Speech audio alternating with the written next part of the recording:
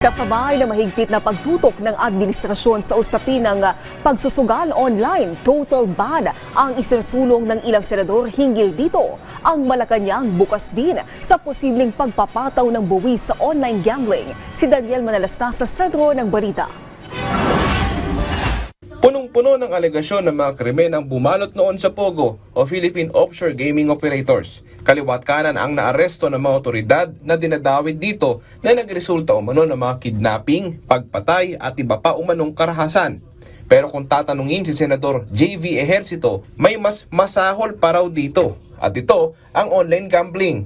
Sabi ni Ejercito, sa POGO kadalasan mga dayuhan ang biktima. Pero sa online gambling, mismong mga kababayan daw natin ang tinatamaan. Mga manggagawa, mga magulang at pati na ang mga kabataan. Kaya paniwala ng senador, mas masahol pa raw ito dahil tayo mismo ang unti-unting nasisira.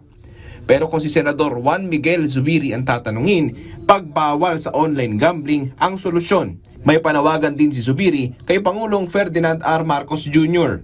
Sana po banggitin po ng ating Pangulo itong issue ng online gaming, online gambling. Maganda pong sabihin niya na kung hindi po niya munang ilalabas ang outright ban katulad ng ginawa niya po sa POGO, pwede po niyang banggitin na I would like to instruct the different agencies of government to make a study on the social ills. Magandang mapakinggan natin niya kay Pangulo itong SONA. Dahil grabe na, no? Grabe na. Pati sa mga celebrity na nagpo-promote ng online gambling, may hirit din si Zubiri. Let's not use your position to encourage more online gaming. Nakikita nyo naman yung nangyayari na yun. Baka pwede na kayo mag-pull out mismo. Alam ko malaking bayad sa inyo. But pag-isipan nyo naman na nangyayari na yun sa ating mga kabataan. Mahigpit namang pinatututukan ni Pangulong Marcos Jr. ang online gambling sa bansa. Ayon sa palasyo, batid daw kasi ng Pangulo ang maaaring maidulot ng pagsusugal sa isang individual.